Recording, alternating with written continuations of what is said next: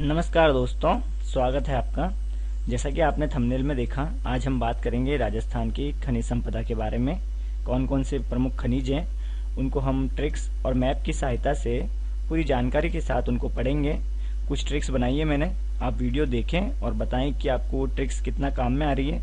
जिनको ट्रिक्स पसंद है, और मैं तो कहूँगा आपको बिना ट्रिक्स के अगर याद हो जाते हैं तो सबसे अच्छी बात है। ट्रिक्स सिर्फ आपकी मदद के लिए है ना।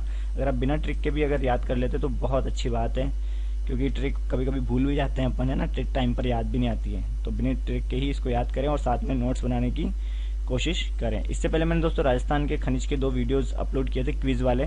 तो अगर ये तीनों वीडियो यानी कि डिटेल वाला हो सकता है, ये वीडियो दोस्तों काफ़ी लंबा हो सकता है, इसलिए इसके 2 पार्ट में बनाना पड़ेगा खनिज वाला जो ये लेक्चर है।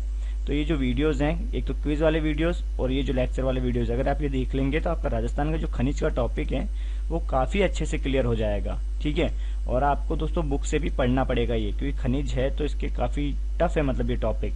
तो आपको एक बार ये बुक से भी पढ़ना पड़ेगा, ताकि अगर मुझसे कुछ बताने में अगर गलती भी हो जाए तो आप उसे सुधार सकें। ठीक है, तो चलिए इस वीडियो को शुरू करते हैं। और वीडियो अगर आपको अच्छा लगे तो बताना आपको इस वीडियो के अंदर क्या चीज़ अच्छी लगी और कौन से जो खनिज हैं उनकी ट्रिक्स आपको सबसे ज़्यादा पसंद आई है। चलिए वीडियो को शुरू करते हैं। बहुत ही कठिन टॉपिक है राजस्थान जीके का ये, इसको थोड़ा आसान बनाने की कोशिश करते हैं। तो राजस्थान के खनिज, खनिज क्या है? खनिज है, इसका अर्थ होता है खान से उत्पन्न, मतलब ऐसे पदार्थ जो खान से खोद कर निकाले जाते हैं उन्हें हम खनिज कहते हैं। और किसी भी पदार्थ के लिए खनिज होने के लिए आवश्यक है कि एक तो वो कठोर हो, साथ में उसका क्रिस्टलीकरण वाला जो गुण है वो भी उसमें होना आवश्यक है। और राजस्थान में कितने प्रकार के खनिज पाए जाते हैं? तो राजस्थान में 81 प्रकार के खनिज पाए जाते हैं आर्थिक समीक्षा रिपोर्ट 2018-19 के अनुसार। वहीं अगर हम बात करते हैं कि हमारी जो नवीनतम खनिज नीति है, जो कि वसुंधरा राजे द्वारा जारी की गई थी 2015, उसके अनुसार राजस्थान में 79 प्रकार के खनिज पाए जाते हैं। उनमें से 57 प्रकार के खनिजों का जो है दोहन किया जा रहा है। राजस्थान को खनिजों का संग्रहालय या खनिजों का अजायब घर भी कहा जाता है। एक चीज और ध्यान रखना कि राजस्थान में जो अधिकतर खनिज है वो या तो हमारे अरावली क्षेत्र या पठारी क्षेत्र में भी पाए जाते हैं। ठीक है, कौन कौन से क्षेत्र में? अरावली क्षेत्र या पठारी क्षेत्र के अंदर ही पाए जाते हैं। जब हम बात करेंगे जैसे गैस, कोयले, इनकी, तो ये राजस्थान का जो अपना पश्चिमी जो राजस्थान है वहां पर आ जाएगा। अभी हम आगे डिस्कस करेंगे वो चीज।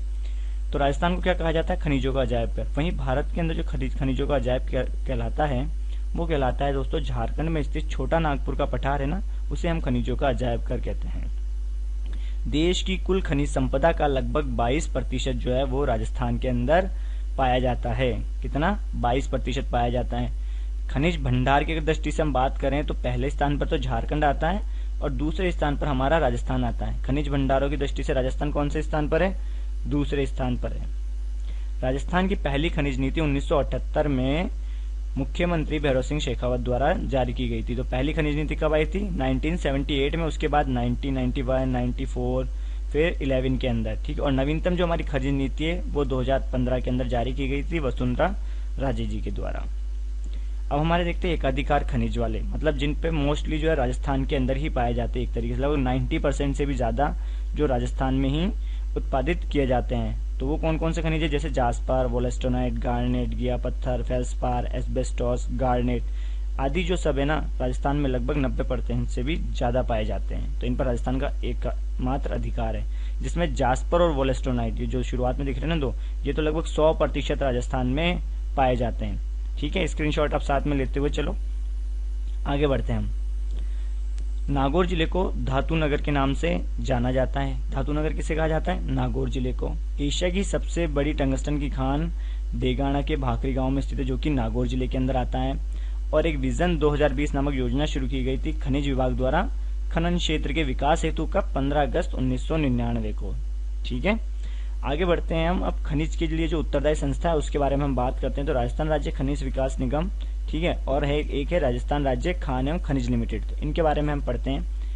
तो राजस्थान राज्य खनिज एवं विकास निगम की स्थापना हुई थी 1979 में। इसको शॉर्ट में हम बोलेंगे Rajasthan state minerals development corporation. ठीक है, RSMDC। ठीक है, और इसका नाम है RSMML। इसकी स्थापना हुई थी 1948 के अंदर। जिप्सम लिमिटेड नाम से इसकी स्थापना हुई थी। बाद में इसका नाम जो 1974 में क्या कर दिया गया? RSMML। ठीक है, ये कर दिया गया था। और 2003 में RSMDC का जो विलय है वो RSMML में कर दिया गया। तो हमारे लिए जो मेन जो उत्तरदायी संस्था है खनिजों के लिए वो है राजस्थान राज्य खान एवं खनिज लिमिटेड। ठीक है, ये हमारे लिए उत्तरदायी संस्था खनिजों की। आगे बढ़ते हैं, राजस्थान के खनिजों का अब हम वर्गीकरण देखते हैं। तो खनिजों को दो भागों में बांटते हैं मुख्यतः, धात्विक और अधात्विक। ऐसे खनिज जिनमें धातु पाई जाती है, धातु की मात्रा पाई जाती है, जैसे सोना, चांदी, ठीक है, लोहा वगैरह, और जिनमें धातु नहीं पाई जाती है वह अधात्विक खनिज कहलाते हैं। फिर हम धात्विक खनिज को और बांट सकते हैं, जैसे लोह और अलोह के अंदर। अलोह खनिज की दृष्टि से राजस्थान दोस्तों पहले स्थान पर आता है और लोह खनिज की दृष्टि से राजस्थान चौथे स्थान पर आता है। लोह खनिज वो है जिनमें लोहे की मात्रा पाई जाएगी, जैसे लोहा खुद हो गया और एक मैग्नीज हो गया। मैग्नीज जो है लोहे को थोड़ा कठोर बनाने का काम करता है। और अलोह के अंदर कौन कौन सा है, जैसे तांबा, सीसा जस्ता, चांदी, सोना, टंगस्टन, बेरिलियम आदि। बेरिलियम जो है आणविक खनिज के अंदर भी आ जाता है। अधात्विक खनिजों को भी हम अलग अलग प्रकार से बांट सकते हैं उनकी रूपरेखा के हिसाब से, जैसे बहुमूल्य पत्थर, उर्वरक, ईंधन, आणविक, और भी जो आपको लगता है आप अपने हिसाब से इनको डिस्क्राइब कर सकते हैं एक अलग श्रेणी के अंदर। जैसे बहुमूल्य पत्थर में पन्ना, हीरा, तांबड़ा, संगमरमर, घिया पत्थर, ग्रेनाइट, इनको हम सजावटी पत्थर या इमारती पत्थर में ले सकते हैं। उर्वरक के अंदर जिप्सम, रॉक फॉस्फेट, पायराइट। ईंधन के अंदर कोयला, तेल और गैस। आणविक खनिज की हम बात करते हैं, यहाँ पे यूरेनियम, लिथियम, थोरियम, इसके अलावा बेरिलियम भी आ जाता है आणविक खनिजों में। फिर बाकी को मैंने अन्य में रख दिया है, साथ में आप इसका स्क्रीनशॉट भी लो। और इसमें से जो प्रश्न आता है, जैसे कि आणविक खनिज का कोई एक नाम दे दिया इसके अंदर और प्रश्न दे दिया कि इनमें से आणविक खनिज कौन सा है, ऑप्शन दे दिए जिप्सम, संगमरमर, पन्ना और यूरेनियम। तो हमें पता होना चाहिए कि आणविक खनिज कौन कौन से, तो यूरेनियम हम आंसर लगा सकते हैं। चलिए अब हम बात करते हैं सबसे पहले खनिज की, लोहा। ठीक है, लोहे की बात करते हैं हम। तो कहाँ कहाँ पाया जाता है राजस्थान के अंदर, देखो उदयपुर, उसके अलावा लगभग अपना जो राजस्थान का उत्तर पूर्वी क्षेत्र है वहां पर मिल रहा है ऊपर, झुंझुनू, सीकर, जयपुर और दौसा के अंदर। वापस अभी पढ़ेंगे थोड़ा सा और इसकी जानकारी पढ़ लेते हैं, फिर मैं आपको ट्रिक से इनके डिस्ट्रिक्ट्स भी याद कराऊंगा। तो लोहे की कुल 4 किस्में, मैग्नेटाइट, हेमेटाइट, लिमोनाइट और सीडराइट, 4 प्रकार की किस्में हैं, जिसमें राजस्थान में जो पाया जाता है मुख्यतः वो पाया जाती है हेमेटाइट किस्म का लोहा पाया जाता है राजस्थान के अंदर। राजस्थान में कौन सी किस्म का लोहा पाया जाता है, हेमेटाइट किस्म का। और लोहे के उत्पादन की दृष्टि से जो राजस्थान है दोस्तों तीसरे स्थान पर आता है।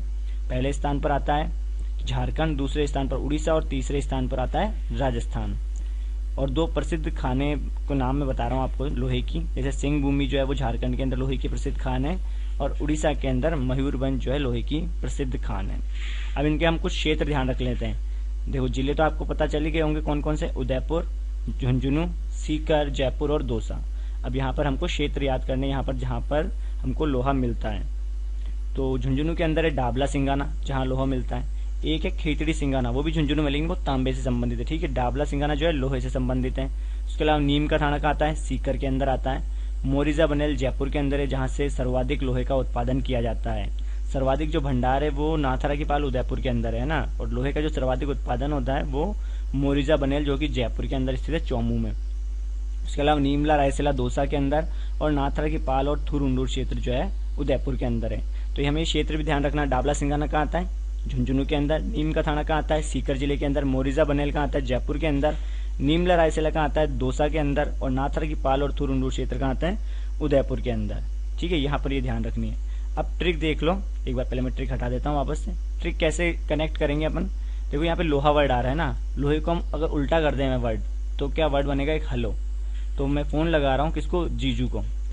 हाँ, तो फोन लगाते हैं, जीजू को फोन लगाया और उनको एक थोड़े से दुखद समाचार देना है कि जीजू नानी मर गई। ठीक है, उनकी डेथ हो गई है। तो ये सुनकर जीजू क्या हो गए, उदास हो गए। देखो क्या है, कनेक्ट कैसे करेंगे, लोहा, हेलो, हमको एक दुखद समाचार देना है सामने वाले पर्सन को, क्या है, नानी मर गई है। ठीक है, अब इससे हमको कैसे ये क्षेत्र याद होंगे ये देखना है हमको। तो देखो ना से नाथरा की पाल, नाथरा की पाल कहाँ आता है, उदयपुर के अंदर। नी का है, नी से नीमला, रायसेला, और नी से है नीम का थाना। ठीक है, ये 2 चीजें। नीम का थाना कहाँ आता है, सीकर में, और नीमला, रायसेला कहाँ आता है, दौसा के अंदर आता है। फिर आ रहा है मरी, तो इस वर्ड से हमारा बनेगा मोरिजा बनेल क्षेत्र, ये हमको ध्यान रखना है। फिर जो मरी के आगे आपको दोस्तों इंग्लिश में क्या बोलते हैं, मरने को डेथ बोलते हैं ना, तो आपको डेथ ये ब्रैकेट में ऐसे लिख लेना है, जिससे अपने को 2 क्षेत्र और कनेक्ट हो जाएंगे, जैसे डे से डाबला सिंगाना और थे से थुरुंडूर क्षेत्र जो कि उदयपुर के अंदर आता है। अब मैंने वो जीजू वर्ड क्यों लिया था, ठीक है, वैसे आगे की चीज आपको जोड़ने की जरूरत ही नहीं है, अगर इतना सा याद रख लोगे तो भी बहुत है। पर जीजू वर्ड इसलिए जोड़ा है कि ये खबर सुनकर जीजू क्या हो गए, उदास हो गए। अब इससे क्या है, हमको डिस्ट्रिक्ट भी याद हो जाएंगे, जैसे जी से जयपुर, ठीक है, जीजू, तो जी से जयपुर और जू से आप याद रख सकते हो झुंझुनू, है ना। और उदास से ऊ से उदयपुर, दा से दौसा और सह से सीकर।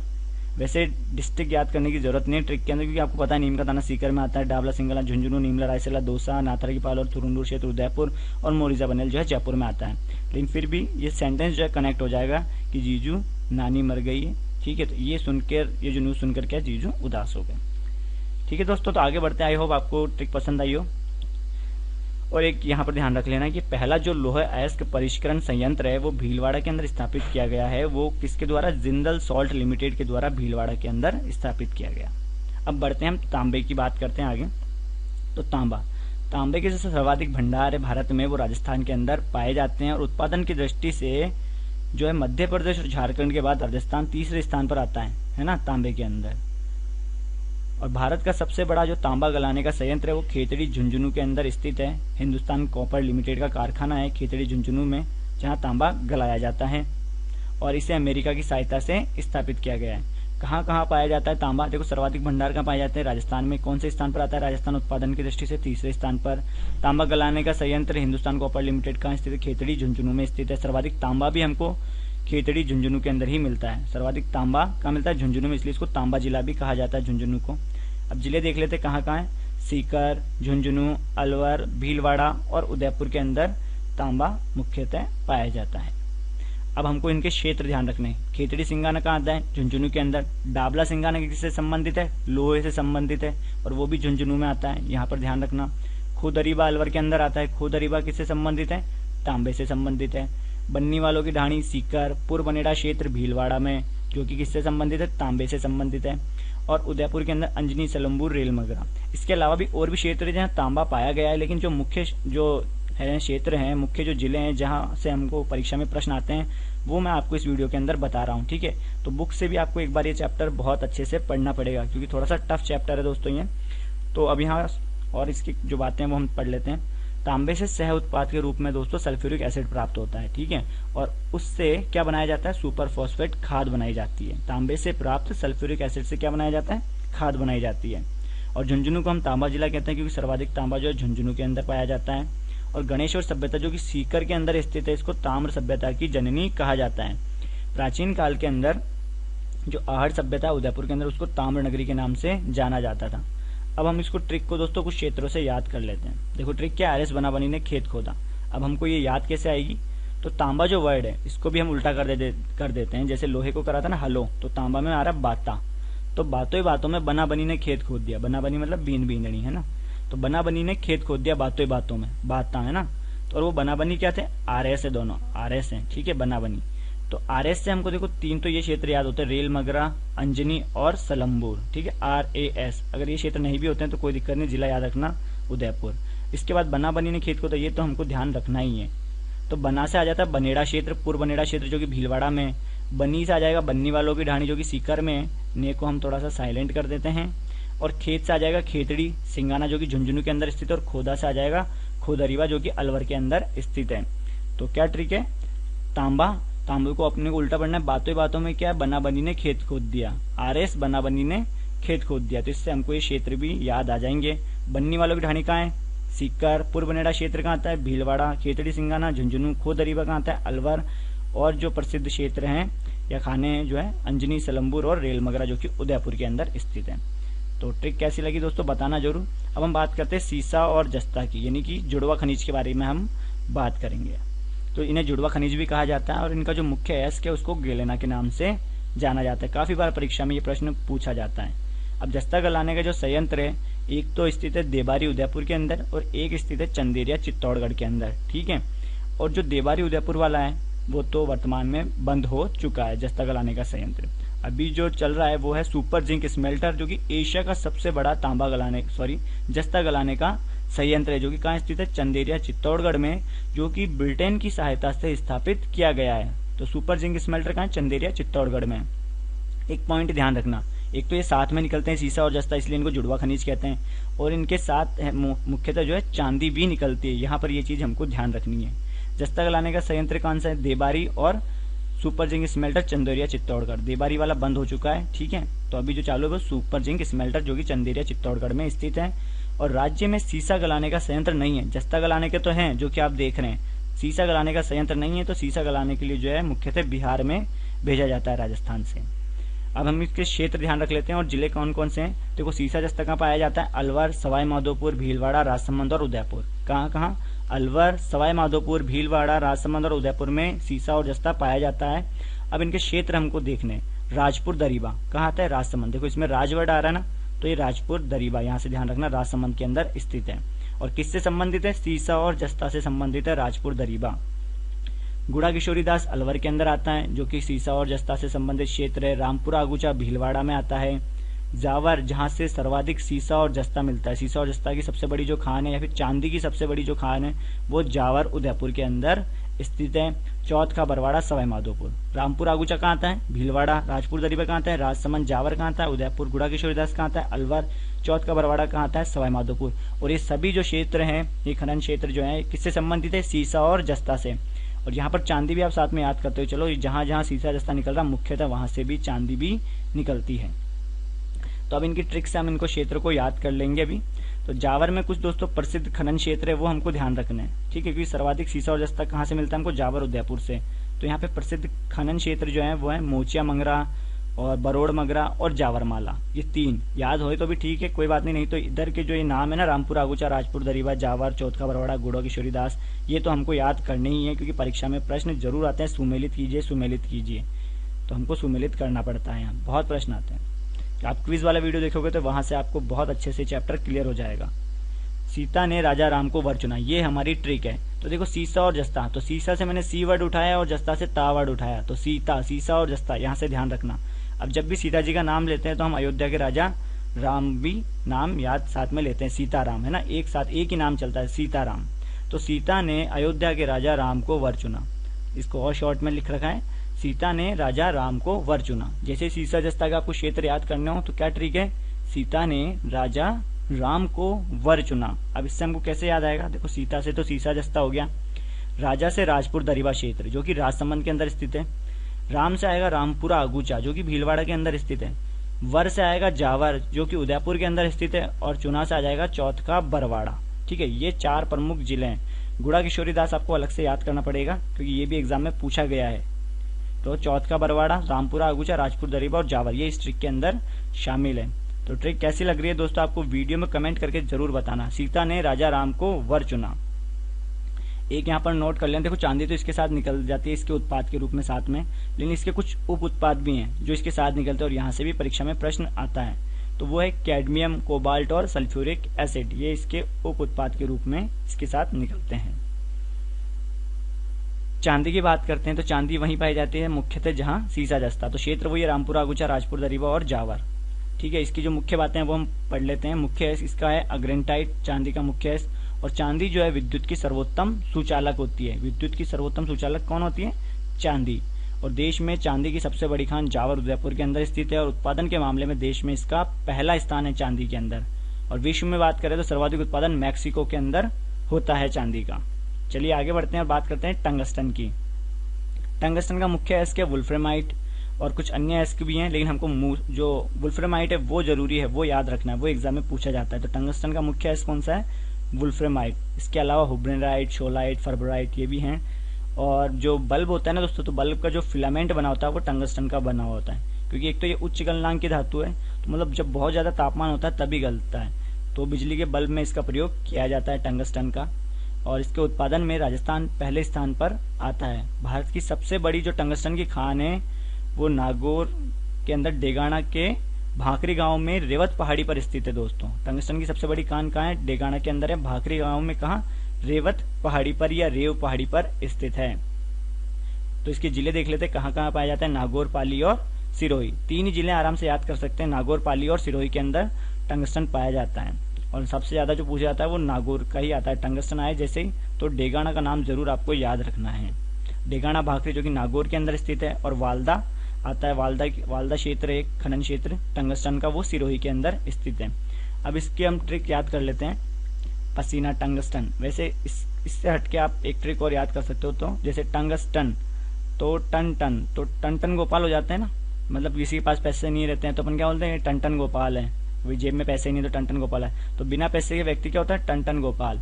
इससे क्या आपको अच्छे से याद आ जाएगी, बिना पैसे के। तो पर लेकिन ये बी वर्ड हटाना पड़ेगा, बीकानेर इसमें शामिल नहीं है। तो पैसे, बिना पैसे, तो ना से नागौर और पैसे से पाली और सिरोही आप ध्यान रख सकते हो। नहीं तो अगर आप टंगस्टन को पसीना वर्ड से लिंक कर सकते हो तो भी अगर कर सकते हो तो कर लेना।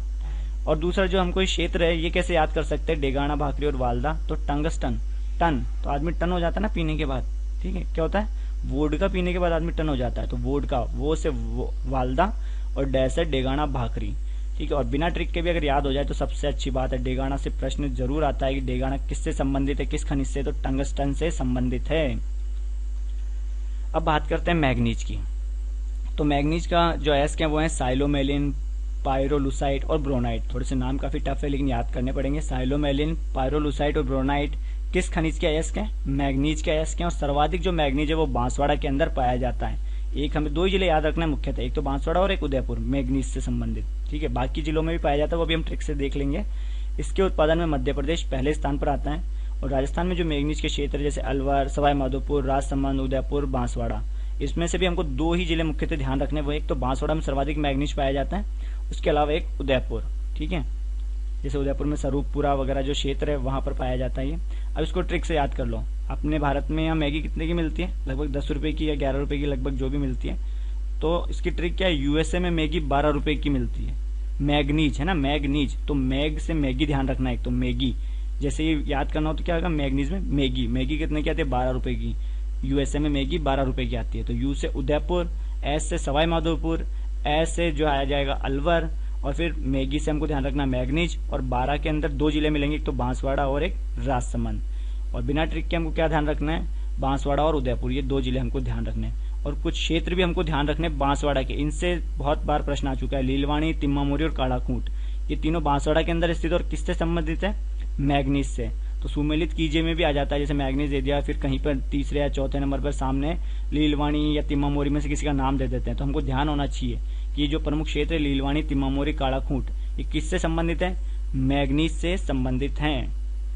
चलिए आगे बढ़ते हैं। अब बात करते हैं सोने की।